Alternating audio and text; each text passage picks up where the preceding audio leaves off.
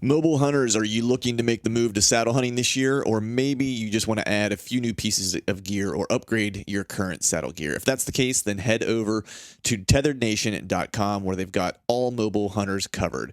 Whether you're new to saddle hunting or an old timer, Tethered is your one-stop saddle shop. From saddles to ropes, sticks, ascenders, whatever it is you need, they have you covered.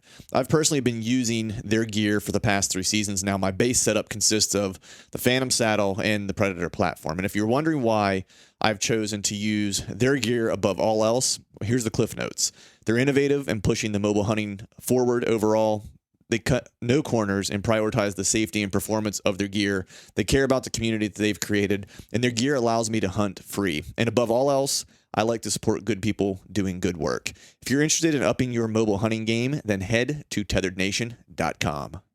This podcast is brought to you by Skull Brew Coffee Company. Skull Brew Coffee roasts premium single origin coffee, guaranteeing to deliver the freshest coffee directly to your doorstep. The kicker? They're 2% for conservation certified and donate 10% of their proceeds back to organizations who support the interests of our hunting community. So go to skullbrewcoffee.com and pick up one of their 3-killer roasts and fuel your hunt and fill more tags with Skull Brew Coffee.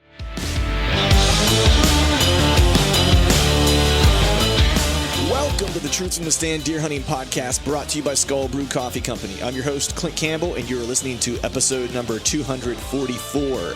Today, we're rolling into the next episode of the listener Q&A with my good buddy, the bow hunting fiend, Greg Litzinger. So stay tuned.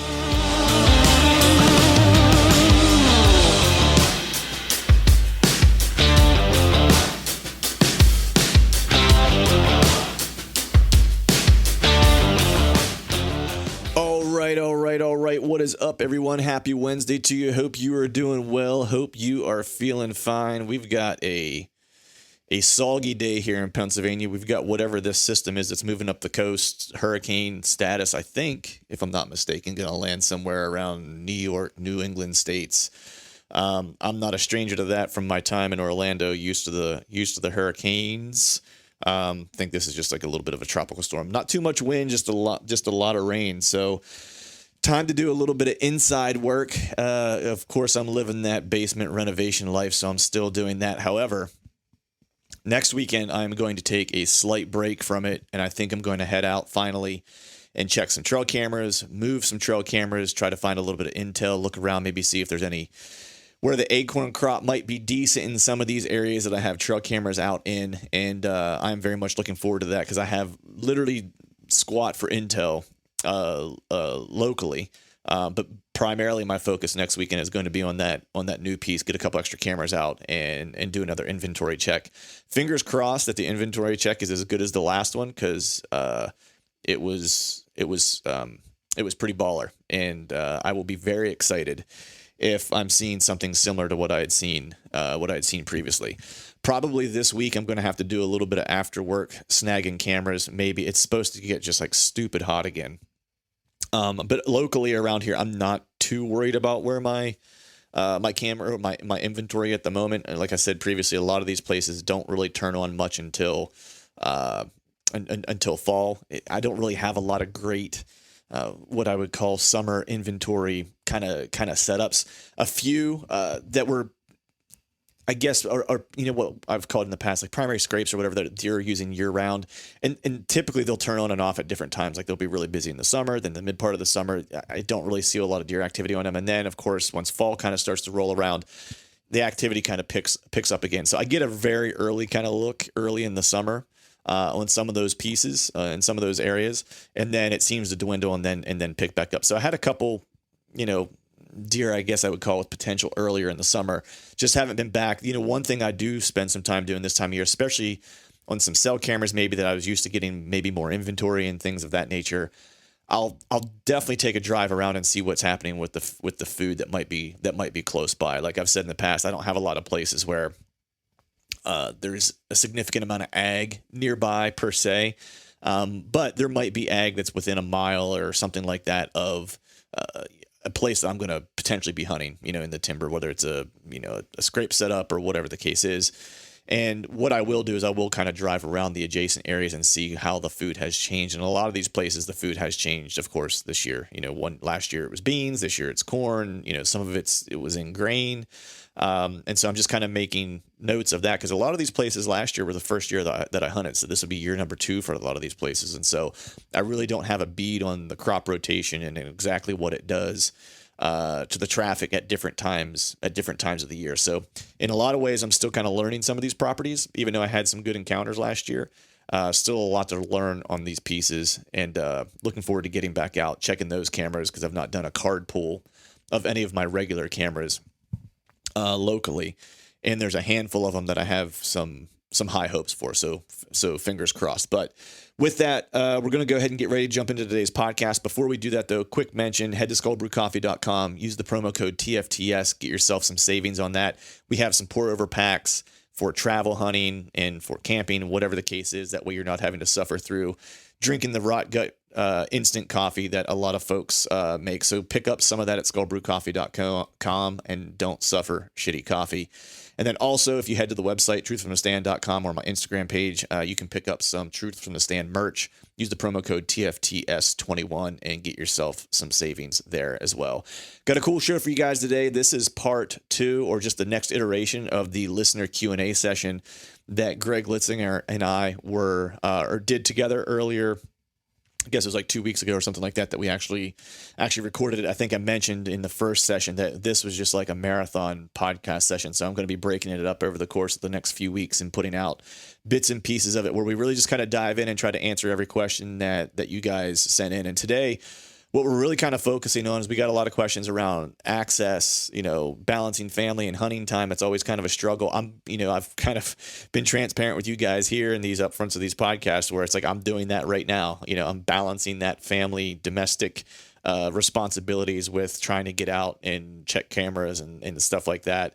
And right now, the domestic side of things are winning. The things around the house that need to get done with the basement and stuff like that are the priority. And so I'm putting that time in now. That way I have the time in the fall when I really need it. It might put a little cramp in my knowledge base walking into the season.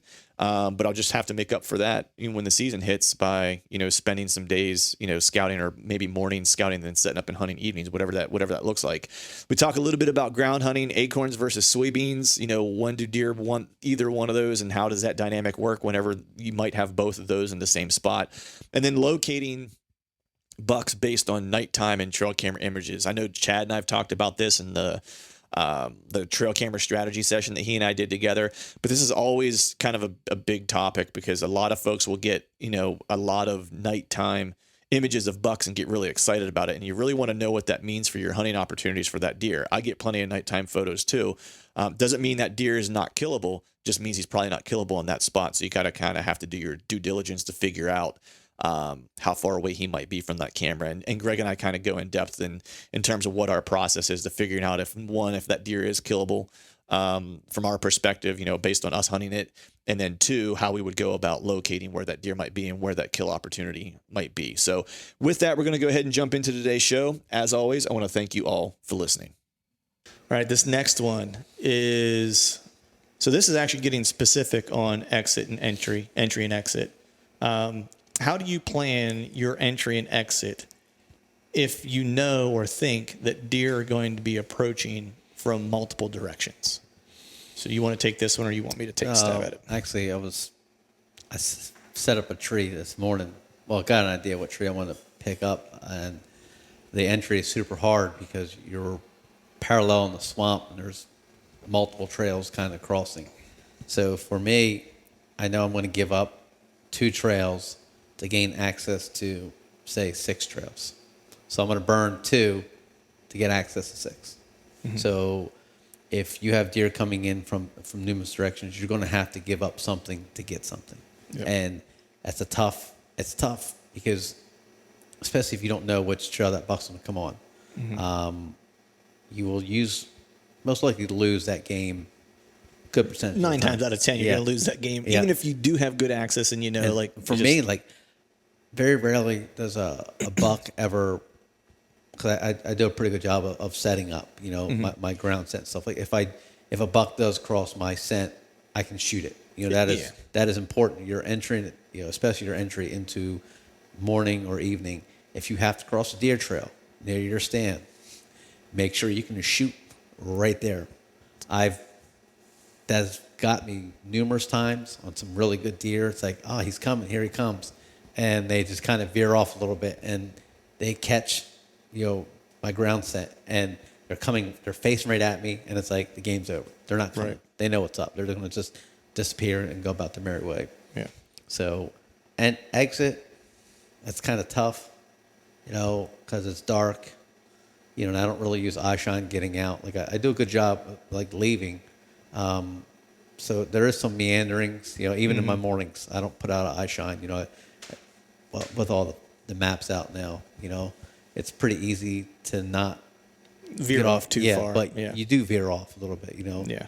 But I don't want anybody to know where I'm at. So I give up, some spots, Right. but in the evening, like if you're hunting a bed and that trail's blown out anyway, well, I'm just leaving anyway. I'm not going to necessarily make excessive amounts of noise, but I'm Right. also not going to be like super Right. quiet because they already know what's up, Right. Yeah, you're already in their bedroom, and Yeah. as soon as they come back, the first time they come back in, they know that you're there regardless. Exactly. Yeah. Yeah. So your entry, if you got to cross any deer trail, make sure you can shoot it. And your exit, if let's just say you're blowing out a bunch of deer, entering or exiting, you need to stop, go back to the drawing board and be like, all right, I'm doing this wrong. Yeah. Because if I blow out deer on the way in, especially like hunting the big woods, if I'm not within, if I'm 100 yards away from where I want to be, I don't care. That's 100 yards, But if I'm blowing out deer and I'm right where I want to be, then I'm doing it wrong. Either my timing's wrong or how I'm accessing that point is wrong. So you need to go back to the drawing board and be like, when daylight comes, get down, figure out how you can get to the spot. If you got to, I've had spots where I've had to go way out of the way, a quarter mile out of the way, like make a big loop to get to a tree for one sit. Yeah. But it's also paid off a few times. So it's like, all right, yeah, sure, I'll walk in the pitch black, get spiders. But Right. I'm also going to, the odds of me killing the deer is going to be better because I'm eliminating, any does or bucks that might cross my set. Does are the worst because they'll just stomp and snort, Let for everyone 3 know hours. that- yeah, let and it's everyone like, know all that right, they're we get it. You got me. Yeah. You got me. Leave now, please. Right. I think you covered everything. I think the point that you made with you're going to have to give up something to get something is really important. You can't go into an area like that and think that you're going to be able to cover every area. I would also say most of the time too, it's like you shouldn't try to cover every area. Yes. Like you should, have scouted or ran cameras enough, especially in an area like that. I would say camera is going to be critical. Yes. Get your information, even if it's earlier in the season, right? Outside of like before they shift or whatever, just to get a general idea like how they like to move in that area so you can start to cut down on what direction. So whenever you do decide to give something up, you're giving up the lower percentage odds, right? Now, is there a chance that it burns you?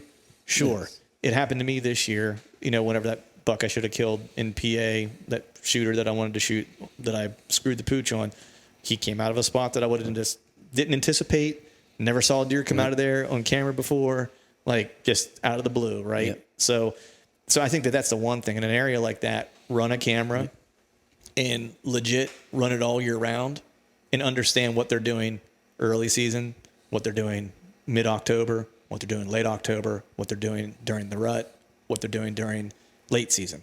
Understand like if they're changing their patterns of movement through there at different times of the year, so now you know what to give up, right? I think the other part too is try to access an area that you have a barrier to use, right? Like, so a really easy one is like water access, right? It's like, and you may not have, this person may not have water access in this area, but there's a particular area that I hunt that they are coming from all different directions.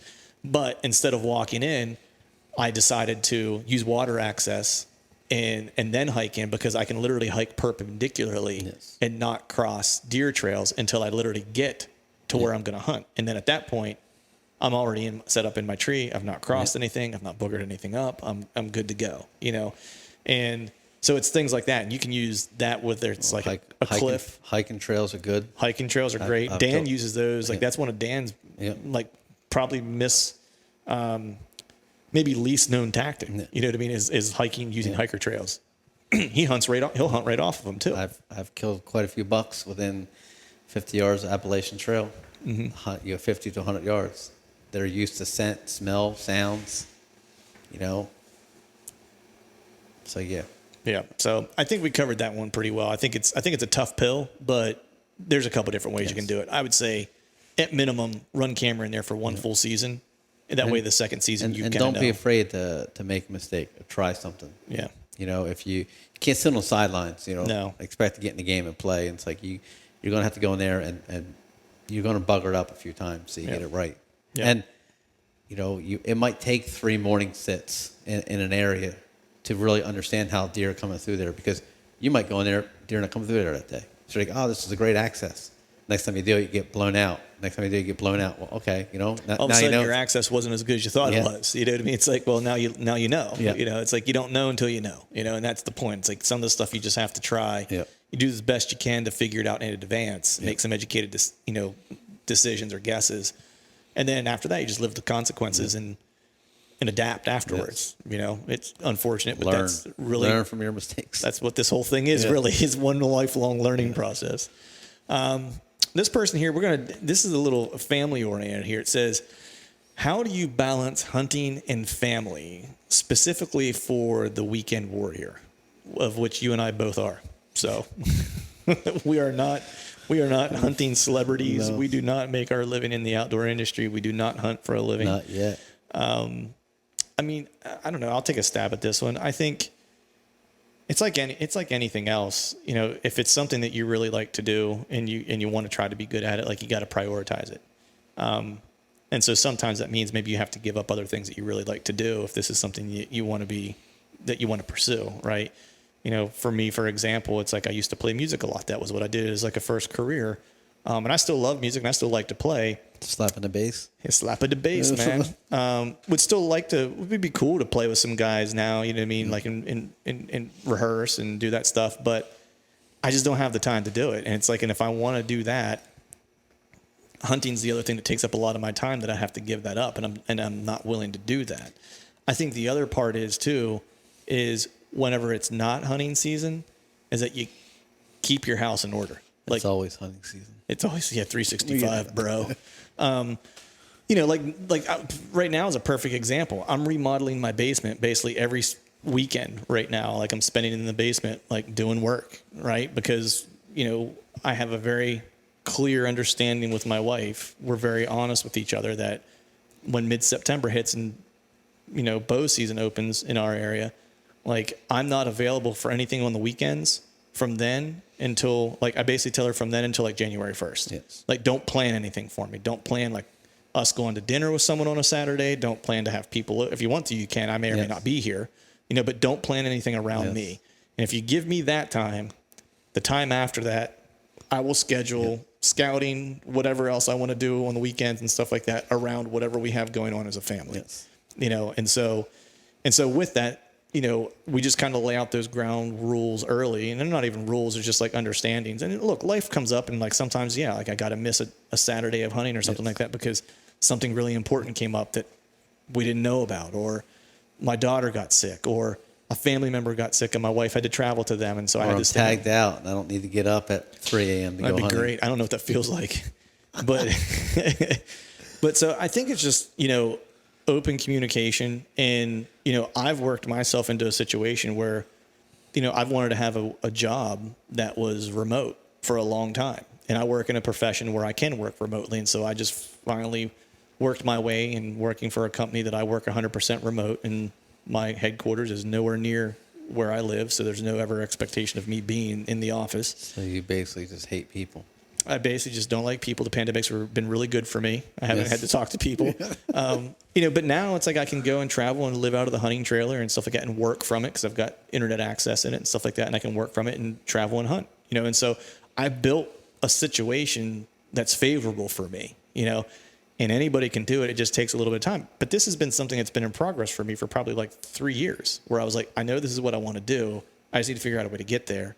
And I just planned, built the trailer, worked the job, left, got a promotion, left another place, got another promotion, and landed where I needed to be in order to do the things I wanted to do. You're a quitter. That's what you're saying. I am a person habitual quitter.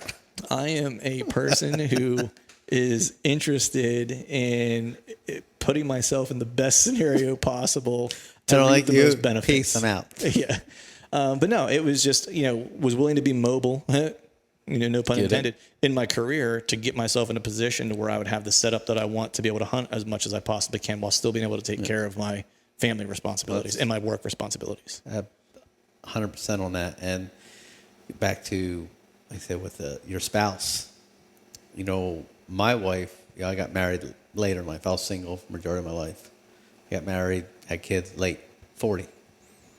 Mm-hmm. 40. Big 4-0. Yeah. So I was in a career at the time where I had 10 years, 15 years, almost 15 years. So I had accumulated lots of vacation, lots of PTO time, I guess, if you will. And then I got married. And that definitely changed how much time I spent in the woods. Yeah. But my wife knew from day one, and she was accepting of what I did. Yep. She didn't try to change me, and that's probably why we got married, because every other girl or woman or whatever you want to call them I was dating at the time, they were like, you can't go hunting, or we got all these things. It's like, negative. I'm going hunting. Right. That's just what I'm doing. That's what I do. I've been doing this before I met you. I'm probably going to be doing this after you're acting like this. After you. Yeah. Yeah. So my wife was very understanding, and she gets it. We talk about it. Like you said, it's very open, honest. She knows well in advance when I'm on vacation, and she gets the week every year, family. We do a lot of weekend trips, we do a lot of, I do the best I can to accommodate them, and then she does the best to, hold down the house. We went to Montana last year, 2 weeks. Like, she worked from home, 2 kids, like all that stuff. So it's like, my wife's a trooper. Yeah. She's a rock star. Yeah. No, she's awesome. Number one, I know her. She's super cool. And my wife's the same way, where it's like, she just, Your spouse has to be understanding, and you also need to be understanding, because it can't just be your wants and needs, because that is a recipe for disaster. Resentment builds up, and communication and planning are the two things you mentioned there that are freaking key. Yeah. You know what I mean? a lot Especially of guys struggle with that. Even a lot of just couples in general. Like, what are our goals for the year? Yep. Well, I'm going, my goals, mid-October to mid-November, they're not going to change. So Right. I'm pretty consistent on that. Yeah. What do you want to do in the summer? Where do you want to go? Yeah. And that's actually really important, because I typically take my trip around the same time every year too. And so it's almost like, my wife can kind of plan, that, like, we know year over year it's going to be these 2 weeks roughly that he's going to be gone. And then October is kind of like a crazy thing, like, where he's going to take some days here and there, but like, he's not going to be gone necessarily, right? Exactly. He's going to hunt some weekends and maybe take some days off. Still here be and there. local. Still be around, like, if I need to be, and I can adjust if I need to, or whatever the case is. But the other thing we did too is we built in, like, whenever I go away, my wife's mom actually comes down and stays with her for those 2 weeks. She's retired, so we're in a position that she can do that, and which is nice. And she spends those 2 weeks with her mom, which they don't get to really do very often. And my daughter gets to see her, and you're not around ruining it. And I'm not around ruining it, And they just kind of have now made it like their girls, the 2 weeks for the girls. You know what I mean? And they'll go out to, like, dinners, or they'll go to a play or whatever. Stuff that you don't want to do. Shit that I'm not going to do. You know what I mean? So it's like, and I'm totally cool with that. I'm like, all that shit you like to do that I hate. High five. You, like, feel free to find someone else to go do those things with you, because, like. And two, it's, the balancing, it's tough, but you have to, it requires work and effort. 100%. And that, I know guys, that will literally, the wives, girlfriends, you can't go hunting, you hunt too much. I personally would not put myself in that situation, and I got kids, I would never put my kids above, or hunting above my kids. Right. Like, I tell my wife and everything, I would rather be known as a good father and husband than a hunter. Yeah. They don't give out awards for that, for being a good father, husband, but which they should. There should be podcasts, excessive amounts of podcasts on good dads and good husbands. I think the other thing is like, if you listen to a lot of guys that listen to this, are Dan, followers of Dan, right? And you and I have followed him. We've stole a ton of shit from him. You know what I mean? It's like, as far as like how to hunt and like things that we've used and stuff like that. If you listen to him as he's gotten older, and he talks about, and he's talked about this on podcasts, he's been very open about it. things that he wishes he would have done differently is he wishes he wouldn't have prioritized hunting as much as he did when he was younger, because there was a lot of things he gave up and missed. Yes. And now as he's gotten older, and I was just thinking of this today as I was driving here, and I forget what made me think of it, but it was, you know what it's it a was? long ass drive here. It is. There's a shit pile of traffic this time. I was listening to a Jocko Willink podcast, and he was talking to, I forget the guy's name, but he was a Green Beret, and like the guy saw crazy amounts of combat in Afghanistan and Iraq. But he was young when he saw it. Like he was actually in a leadership position, like super young. I think like 25 or whatever. And that was when he did his first like major tour. I think he ended up doing 4 total tours between Iraq and Afghanistan. And he had a leader give him some direction at one point that he thought was kind of asinine. And they went and did it. And if they wouldn't have done it the way that the leader said, and they all kind of scoffed at, it literally would have killed their entire crew. Right. But they followed what the direction the guy gave, and they made it out pretty well unscathed and killed all the bad guys. Right. And it dawned on me at that point, I was like, there are certain things in life that it's unfortunate that you only get with experience and perspective. Yes. Where it's like you don't get it until you've lived a little bit of it. Because it was interesting listening to him, because after that, whenever he went into his next tour, he was like I won't say a different person, but he now had that life experience to where he had some context. Yes. He saw the whole picture now, right? And that's the part, I think, especially when young guys get all amped up and into hunting, you lose that context. You don't, well, I shouldn't say you lose it. You don't have it. Yes. And it's not being derogatory. I'm not like the old guy saying, get off my lawn. Yeah. It's like, that's not it. I was the same way, and it's just one of those things where it's like someone can tell you as often as they want to tell you, but until you've kind of lived that life experience, you just don't get it. Well, looking back when, there was a 6-year stretch there where I killed big deer every year, 6 years straight. I couldn't do no wrong. Mm-hmm. But the amount of effort and time that it required to do that, now being a family man, I could not do that. Yeah. I would not want to do that. I literally gave up everything. When I say I gave up everything, I worked 2 jobs and I had no friends and no life. Yeah. So you figure there's a 5-year stretch of time where it was work, sleep very little, hunt, shoot my bow. And I was competing at the time. So that's my whole life revolved. There was a 5-year stretch, 5 or 6 year stretch. That's all I did. Yeah. I had nothing. I gave up everything that I knew, fishing, turkey hunting, everything stopped to get to where I wanted to go. And looking back now, I would never, I don't have it in me to give that much up for anything anymore, because I got kids and a wife, and it's like they deserve that type of energy. They 100%. deserve that type. So, Yeah.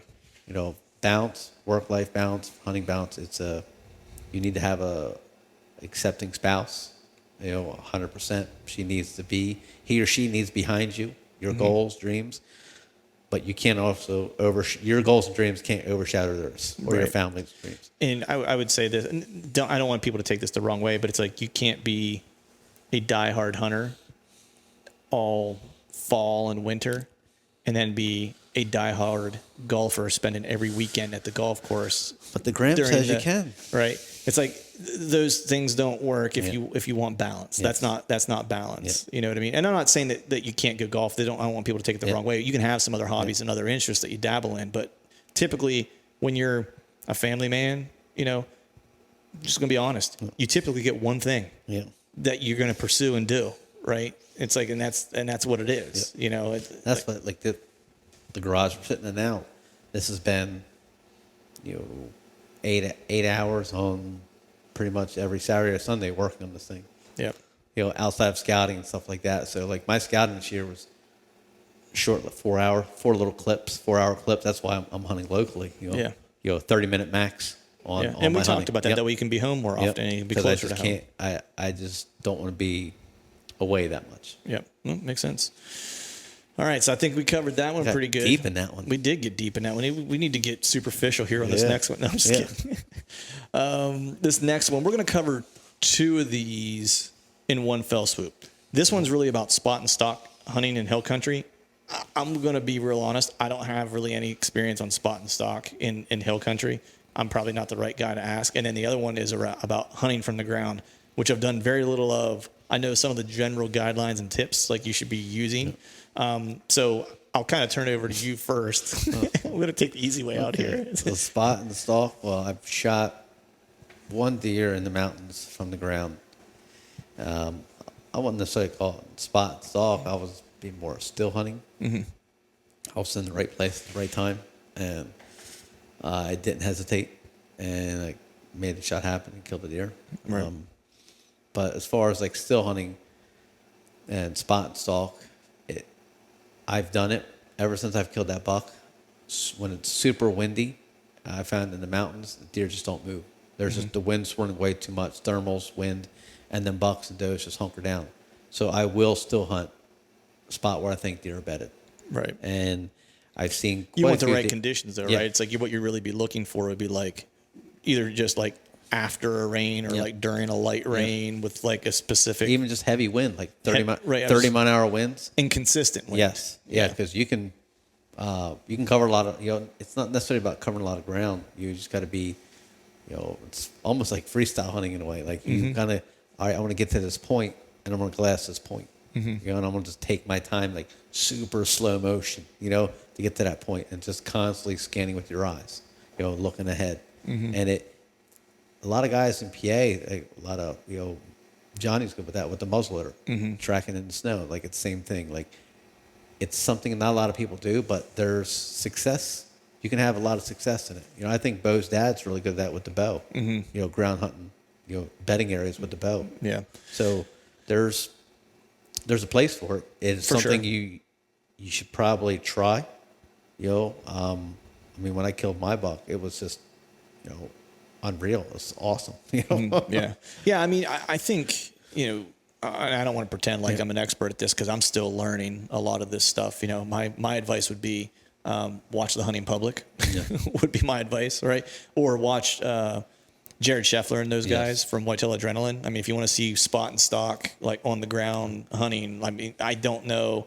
Hill country is a little more difficult than flat ground because It is because those guys are glassing. Yeah, your visibility is limited. So like the mountain, still hunting. I would spot and also stalk. watch Josh Ilderton from The Untamed. That dude's doing spot and stock, still hunting on the ground in West Virginia, in the mountains. So if you really want to see some of that stuff, like I would watch The Untamed and watch Josh Ilderton because I mean that dude killed a hammer last year and had killer encounters last year, and a lot of it's big woods. But he's also using setups where he's like, out there they'll have like old valley fields and stuff like that were kind of like mined out or whatever, and so it's now all like, I don't want to say CRP, but it's just like big grass strip areas. mine that's just overgrown. Yeah, that they can kind of go in and glass and stuff like that. And so it's finding setups like that. For me, I hunted a couple times on the ground last year. I had a really good hunt in Missouri on the ground because truthfully, every tree was covered in poison ivy, and I'm super allergic to it. And Get you some of that. Yeah, so it was a ground hunt or nothing in that White area. bucket.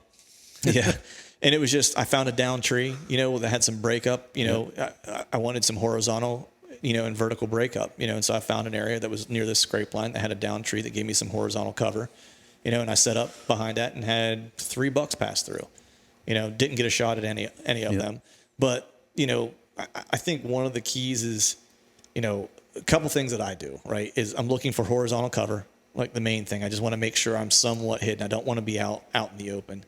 And the second, probably most important thing is I want to practice and be able to know I can draw my bow in all directions, right? And I try to stay down below my horizontal cover if I can, and then if I need to rise up to shoot if I have to or whatever. But I want to be able to stay crouched the entire time. One essentially. thing that helped me with my my deer in the mountains was years of 3D shooting. I was literally on the phone because my buddy was coming up and we were talking on the phone. So I still hunted down to this point. I was like, I had glasses, there's nothing here. So I'm standing next to kind of just a little tree and I'm talking real softly on the phone. I look up, there's a buck just standing there. The wind, was still like 30 mile an hour winds, like big branches were falling. It was like, I probably shouldn't have been in the woods. It was like super sketchy. And I'm talking on the phone and I was like, I got a buck staring right at me. He's like, shoot it. I'm like, hold on. And the buck's looking away from me, so I just put the phone down. And I had to shoot like cross body.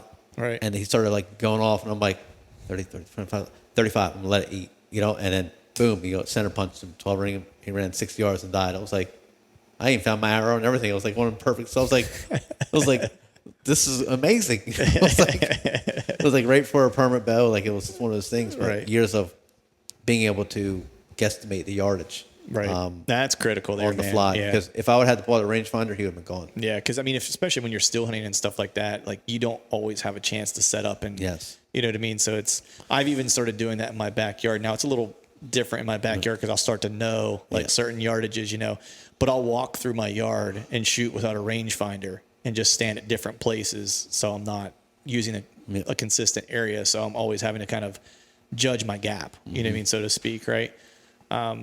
Cool. Well, I think we've covered that as well as we can. Like I said, there's people out there if you want to know more about You should. that. The three people that we mentioned, Jared and the guys from Whitetail Addiction, and Hunting do Public, it. and the Untamed. It's good to have the ability to make that happen. Oh yeah, I think for me it's one of those things that I have a lot more confidence freestyle hunting the more I hunt from the ground. Yes. Because it used to be I never wanted to hunt a setup unless I could be up. Yep. Right? And now it's like I don't really care. I'll walk into an area and if I need to hunt it from the ground I will. Yep. There's a couple spots I scouted in Millville. Some of them are great because other people won't hunt them because you have to hunt from the Bingo. ground. The laurel and all that stuff, overgrowth, they got the little runways in there. And it's a deer runway. And you don't know it's a runway. You got to crawl on your hands and knees. I mean, there's a signpost rub that I found. I'm like, I'm setting that thing. Yep. Because it's a big scraping area in the open. And it's just this corridor of just buck travel. I was like, I got no problem sitting one of those, 15 yards off the trail. Yep. And just be ready to go. It's like just practice drawing and shooting. Make sure you're not hitting anything behind you. Make sure you're not making any It's noise. exciting hunting, That's crazy. The adrenaline is awesome. Well, that and it's like when you're sitting there, like when you're on the ground, and whether you're standing, crouch. I like to be crouched or on my knees or whatever, just guys. I feel more comfortable there. I feel like I'm hidden more, But clear out an area so you're not making noise if you need to move or reposition to shoot, but making sure that whenever you draw in all directions, your elbow doesn't hit a branch or crack something or whatever, right? To like spook that deer. But the thing that's super exciting about it is that I'm not up off the ground, so I can't see real far. Yep. So the first time I see something is likely going to be, I'm going to need to get ready to kill it. Mm-hmm. You know what I mean? Because it's going to be right there, most of the time, right? Because there's no being able to see it might be really thick and I might only be able to shoot 15 yards, but I might be able to see over the brush to 40 or whatever. Yep. You know what I mean? It's like there's none of that. It's like you're in the shit, But all right, so I think we covered that one.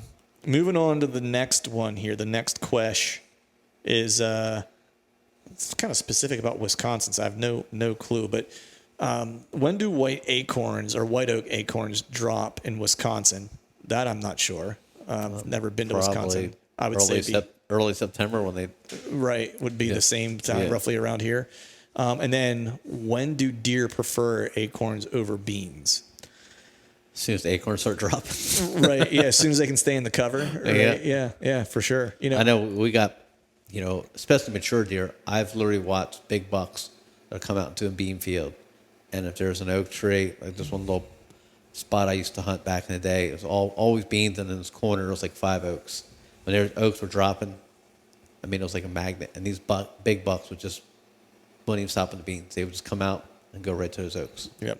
And it's like they care less. And the beans are late planted beans or only like knee high. Right. Care less. Yeah. They're going right to it because acorns are just it's a short time frame that they're available. Yeah, so it's like dessert, man. It's like you can only have it but so often, right? And it's like, and so when it's there, it's it's going to be an attractant. I think the other thing too is, by and large, aside from late planted beans, right? If beans were planted at the normal time in spring or whatever, when the ground temperature gets to the right temp and stuff like that, the nice thing is that about the time they're yellowing and going out is about the time acorns are going to start dropping, right? And so, and I think you really don't have to worry too much about it, I don't think. But the one thing I would say is that what you'll probably find also is a lot of them hanging up in those areas staging as they go out to fill their belly, right? And so it's like they might have that little bit of ice cream on their way now to the bean field, right? To now go out and grab tonnage under the cover of dark and be staying in the timber munching those acorns prior to going out. Possible. So, but I think to your point, it's do they want acorns? Hell yeah, they want acorns. You know what I mean? Acorns will literally, I've watched deer, I mean, cross highways for them. I mean, it is, especially if it's a weak crop. There's only a few trees dropping, especially the first tree that drops. If you can find a tree that's dropping like the first day by sheer luck, there's going to be a buck there within 24 hours. Yeah. Usually date, because that tree might only drop for 3 days. Right. So he's going to get his fill and move on. Well, right, which is why like this time of year it's important to take some glass with you while you're scouting, be looking at trees. Today. Did you? I go out there, I was like, I can't see, even with binoculars, unless I got my glasses on. I was like, I don't even have binoculars or my glasses. It's like, it looks like acorns. I don't know. That looks like a leaf, maybe. I don't know. Some green stuff. Oh man! All right, this next question is so they're asking like what our process is for finding a buck based on early nighttime pictures. I think the first thing I would ask would be like, what's early nighttime, right? Early as in right after dark? Right, or early as in like early morning, like nighttime. So I think there's a couple different ways you could cut this. Break it down both ways, morning and evening. Yeah. So I think the approach for me is really the same for either.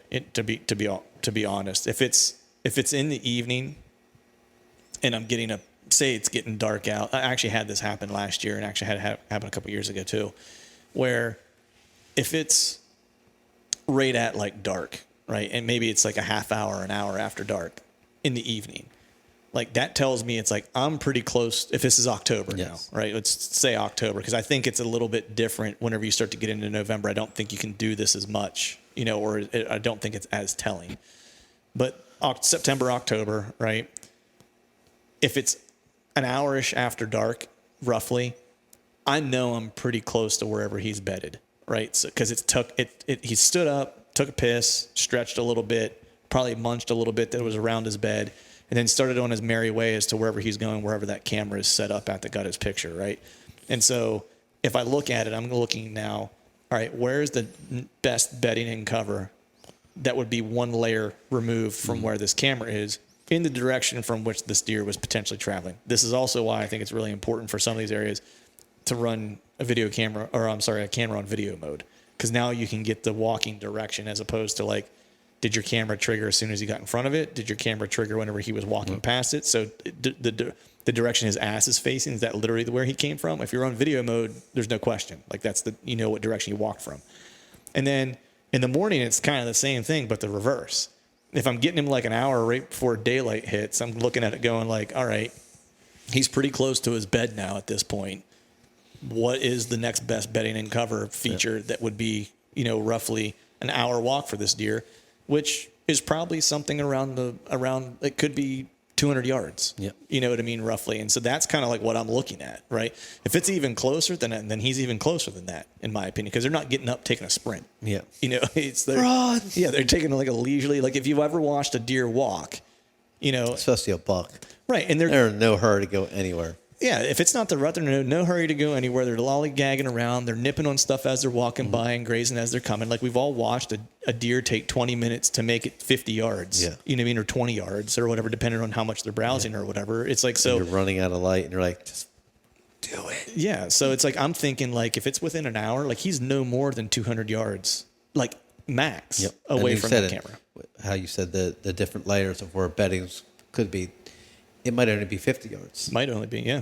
And I've watched bucks get up out of beds and go to beds like super cautious. Mm-hmm. The first 50 yards out of a bed, just everything is just one step, just listening. Mm-hmm. And then you're like, come on, let's go. One step, I'm not going to move for 5 minutes. So right. The next available, good bedding is probably where he's going to be. Right. And it depends, I guess, what. Is it a scrape? Is it a field edge? I was just going to say that. Because if it's a scrape, all right, he's probably not bedding, 50 yards off a scrape, unless he's staging up there, right. October. If it's rut and you're getting him, then he's probably bedded close by because he's trying to scent check any does that come by it, like as they're coming by. Yeah, like a summertime community scrape. That's a tough sell, Yeah. Field edge, it's a tough sell too because, I've seen bucks travel far distance to get to a bean field or whatever might be out there because that's the only food. And they got to pack on, inches, before, Yeah, they got to put on some weight to make it through. Yeah. And I was just going to say that too. It's like it also depends on how much the feature that the camera's set up on, right? And just taking out the food aspect of it, but like how much cover versus how open is it, right? Because he could get to close to where that camera is and then hang up there right on the edge of it for 30 minutes, waiting for dark to fall till he makes the next move. You know what I mean? So you have to kind of take into consideration. The rut thing is really interesting because I had that one deer I had on camera last year, the big deer that was near that primary scrape that I got on that classic date that you like to kind of point out around that 16th-ish, 15th, 16th, 17th, 15th to the 18th really kind of time frame. When you'll get that first big deer hit a scrape in daylight. It was classic, but he was showing up like 15 minutes before dark. Yeah. I still had 15 minutes of shooting light left, like the first time I caught him. Yeah.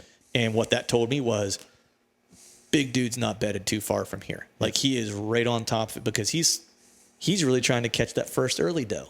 Is what he's doing, right? And so I was like, man, he is bedded right there. Like and I kind of figured out probably where it was after I went back through and scouted again.